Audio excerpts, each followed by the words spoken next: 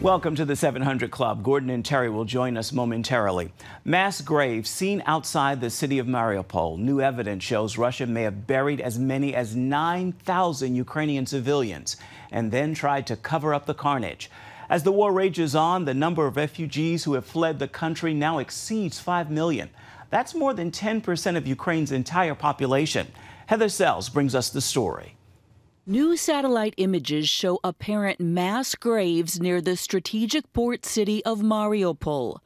Local officials have accused Russia of burying up to 9,000 Ukrainian civilians to conceal the slaughter taking place there. Satellite image provider Maxar Technologies released the photos that show long rows of graves near an existing cemetery. Russian President Vladimir Putin has so far failed to completely seize Mariupol. Some 2,000 Ukrainian troops and 1,000 civilians remain trapped in a sprawling steel plant there. The British Defense Ministry said Russia is likely trying to simply contain Ukrainian resistance and free up forces to be deployed elsewhere. And the Kremlin is keeping up its attacks. This is the sound of rubble falling after Russian shelling in northeastern Kharkiv, Ukraine's second largest city. Rockets struck here Thursday, setting this car on fire and hitting a school. As Russia sets up its eastern Ukraine offensive, the U.S. and its western allies are sending in more aid. President Biden announcing an extra $800 million in military assistance and $500 million in economic aid. Putin is banking on us losing interest. The military package includes funding for heavy artillery, ammunition, and drones. The president calls the moment a critical window as Ukraine prepares for its next round of war. We want to do more. The president said he will be asking Congress for more. Ukrainian President Volodymyr Zelensky thanked the U.S. for the military aid. The brutal fighting has forced 5 million to flee the country, more than 10% of Ukraine's population. 5 million refugees from Ukraine, which we've said right at the start with the pace of these movements. This is the fastest growing and one of the largest refugee crises we're seeing in Europe since the Second World War. The majority of the refugees, nearly 3 million, have fled to Poland, while others have gone to other Eastern European countries, Romania and Hungary. And many, like this woman from Mariupol, don't know what the future holds for them, saying, "We cry, we have all the feeling that there is no home. There is no idea where to go, what to do, where to run. That is very scary." Heather Sells, CBN News. I think the Russian civilization is in danger of being forever known as brutal, that they have lost their standing in the fellowship of nations. What they're currently doing in Ukraine is absolutely inexcusable. And on top of it, they're lying to their own people. They're maintaining some kind of myth of a greater Russian world, that there has never historically been a Ukraine. And because of that, they're justified in killing brutally innocent people, burying them in mass graves. The world will never forget what they're doing here. And again, I think they're in danger of being, no longer legitimately a nation. They are ruining their own civilization. Well, as more refugees flood into Poland, CBN's Operation Blessing is at the border to give them food and water, along with a place to rest. We'll also provide language translators to help them find their way. We're here on the border, and there's a lot of volunteers, but there's a lack of translators. So I spend a lot of time here, and I'm able to meet people on the border, help them, just connect them with some other people with information, and also just to connect them with our tent and our organization. I also was able to meet one family, and we brought them to our tent, and we just sat with them and to hear their stories. It's two sisters who came here with their sons, and our people from Operation Blessing, they played with them while I was talking to moms. For them, it was a really hard journey, the city was bombed, and her mother-in-law house was bombed. It's just the house near to her house. And they were also hiding in the basement because it was very dangerous to stay outside. So every time when kids heard the sirens or the sounds of bombing, the mom was telling them to run to the basement. So for them, it was a really hard month. They just left, and they spent a day to come here to Poland.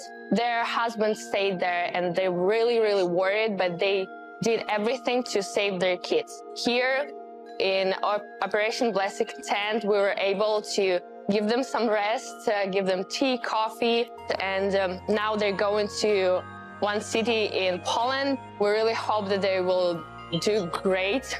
Thank you for doing this to make it possible to invite people here to hear their stories, and we're really grateful for your support. That gratitude goes to you if you've been part of the Operation Blessing Disaster Relief Fund. If you'd like to give to help the refugees, it's real easy. All you have to do is pick up the phone and call us, 1-800-700-7000. You can also write to us at CBN Center, Virginia Beach, Virginia 23463. Just put Disaster Relief Fund in the memo line, or you can go to cbn.com. There's a place where you can give to the Disaster Relief Fund. Do it now. Be part of helping people in need. In other news, Russia has claimed that it used a powerful new weapon in Ukraine. That weapon is part of a dangerous new international arms race. Ephraim Graham has that story from the CBN Newsroom. Ephraim? Gordon, we're talking about hypersonic weapons. Russia, along with China and the United States, have been all working on them and pursuing them in recent years. The U.S. recently announced it will work with the U.K. as well as Australia to develop not only hypersonic missiles, but also defense measures as well. Caitlin Burke is on that story. Back in September, the U.S., United Kingdom, and Australia created a security alliance known as AUKUS. The partnership is back in the spotlight after a recent announcement the three countries will collaborate to develop hypersonic technology. You know, hypersonics are all the rage. And, you know, there's about 5 or 6 technologies that are really quite promising, but are also sort of the vogue, sort of the new thing to talk about when you're trying to sound like you're on top of it with defense modernization priorities. Russia and China are also racing to develop these lethal weapons, missiles that can reach altitudes of up to 300,000 feet and are nearly impossible to detect. China tested such a missile back in October, and Russia claims to have used the weapons in Ukraine. While the U.S. is part of the hypersonic race, performing its own tests, foreign policy expert Michael O'Hanlon says this tech shouldn't be considered a radical game changer. We already have lots of missiles that can penetrate Chinese or Russian air defenses. I just think hypersonics can do that job a little bit more confidently with, you know, so if you need to get 3 missiles through a defense system with existing weapons, you might have to send 10. With hypersonics, maybe you just send 4. O'Hanlon says the real danger isn't what a hypersonic weapon can do. It's the confidence this technology could give one of our enemies. It's about the perception as to whether they give some country a new advantage that it did not previously enjoy, and therefore make that country more willing to take risks and maybe even take the gamble of initiating a war or being willing to risk a war against the United States, because now it thinks it has a way to go after our Achilles heels. Whether or not hypersonic weapons become the next arms race, the past 3 administrations have all agreed there's been a return to great power competition between the U.S., Russia, and China, and it's leading to an increasingly dangerous world. Caitlin Burke, CBN News. With inflation rising so high, the cost of living is getting out of reach for many people. Monthly rents now exploding, causing a scramble for an affordable place to live. Charlene Aaron has that story. According to Realtor.com, rent prices recently hit a national average of $1,792 in the country's 50 largest metropolitan areas. That's a 17% increase over 2021, posing a big problem for many renters. For the past few years, Antonio and Shakia Matthews of Newport News, Virginia, have dreamed of buying a new home for their growing family. The cost of housing, however, put that dream on hold, causing the couple to continue renting, a move they discovered would also increase more than they expected, especially for the space they need. At each place we went to, they wanted like $1,700 for a 3-bedroom. Finding an apartment within their budget proved challenging. We tried out Hampton. Hampton was too high, like $2,000. We still have to feed our kids. We have 3 boys. We still need internet to do things. It's an issue many are facing nationwide. According to rent.com, 48 states have seen a significant spike in average rent prices. For example, from February of last year, Miami-Fort Lauderdale saw a 32% spike from $2,173 to $2,871. Phoenix saw costs from $1,507 to $1,884. And in Austin, Texas, average rent skyrocketed from $1,467 to nearly $1,800 a month. Brian Carberry, senior managing editor at rent.com, points to several reasons, such as supply and demand. Right now, there are just so many renters looking for an apartment and so few available units for them. A lot of people who have been in an apartment are staying put. They're not moving right now. So that just means there's not a lot of available inventory. 3-bedrooms are being snatched quick. When we first went to check out the apartment, the 3-bedroom was available. When we came back, it was already taken. Another big factor, inflation. Costs and materials and goods and everything is just cost more money to do anything. So if newer apartments are coming on the market or repairs need to be done to older apartments, landlords have to pay a little bit more for that, and they're going to look to recoup that money from renters. An expense Carberry says to expect for some time. It may still take another year or two, and there's a lot going on with the world right now, obviously, that really could throw a wrench into all of this. So we're just kind of waiting and seeing, keeping our fingers crossed and just kind of praying and hoping for the best. Meanwhile, the Matthews eventually found an apartment, still $400 over their original budget. Even so, they are grateful for a place to call home. It was definitely a struggle, but we trust God in everything. So God provided. Charlene Aaron, CBN News. God, the only source of trust in these trying times. Gordon? A lot of Americans are saying we need God and we need God to provide. My God shall provide all your need according to his riches and glory.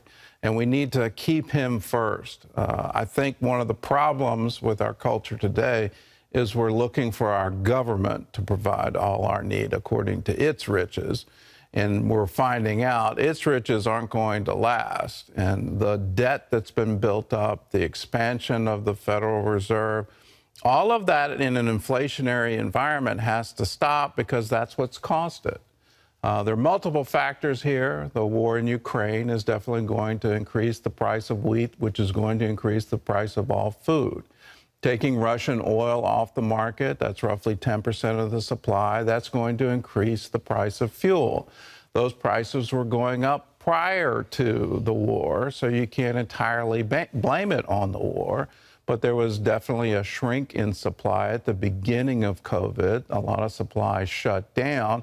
And when demand came back, there wasn't a supply to meet the demand. That means rising prices. The next shoe to drop is not just the rental prices, but if you're in an adjustable rate mortgage that adjusts every 3 to 5 years, as interest rates have now gone above 5% for long-term mortgage debt, get ready because you too are going to feel the pinch. This is where democracies go to die, when inflation becomes uncontrollable. The government has been mismanaging the economy, trying to provide yet more stimulus as a result of COVID. What that does is keep driving an inflationary spiral. The problem is when that goes away because the government can't afford it anymore, well, then you see a real problem. And we're going to start seeing that. So as Americans, let's be one nation under God. Let's realize God is our source of support. He is our supply. We need to cry out to him, Lord, save us from ourselves.